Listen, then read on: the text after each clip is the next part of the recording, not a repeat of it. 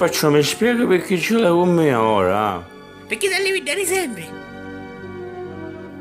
C'è bisogno che fai tutta incazzata perché mi metto un bicchiere? Un bicchiere di vino alla fine era. Sogno solo tu come una pezza. È vero. Però, tutto sommato, ancora ragiono. Non credi? Aspetta, dici che hai ragione. Ma non vedi come si è combinato? Cerca di assettare te. Allora prendiamo un altro bicchiere. Perché dobbiamo festeggiare. Ma festeggiare a noi che siamo sempre insieme, appassionatamente, sempre, insieme, sempre. Oh.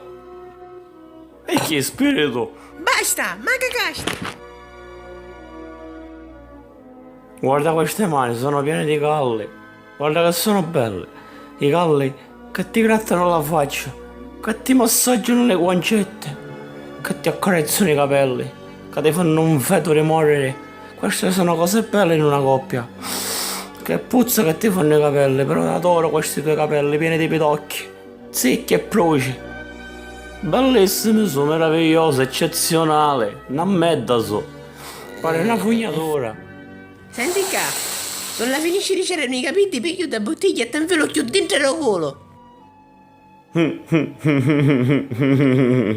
Aspetta che mi levo. Mi sta chiamando un rovescio, il vino mi sta facendo sentire male. Senti qua, ma fare un favore. La fine di dirmi la carità e fare sempre così strani poi. La già dammi il capi pure di dare veri. Un trigo che non mi piaceva, però non è una bella cosa, sai? E ora mi andiamo perché mi rompi sta minchia. Ma aspetta, non stai no. Ma oggi mi sento ramazzato. Mi vuole stare qua solo, eh? Io mi sento male e tu te ne vuoi ir. Vedi casa mia moglie, non ti scordare. Tu mi tieni la fronte quando mi rovescio, capisci? Anzi, tu mi tieni la fronte e mi infilare di tante cannerozze su mi viene lanciare. Devi dire in mezzo alla minchia. Aspetta un minuto. Aspetta. Che minchia fai? Tu sei mio, ricordatelo. Che minchia fai adesso con il culo? Ora ce l'hai pure tu a bocca, fatti il rovescio. E non è finito qua. Ora vieni con me. Che ti infilare un discorso. Ma che discorso vuoi infilare con tuo giocattolo? Se hai ragione hai. A cominciare a giocare.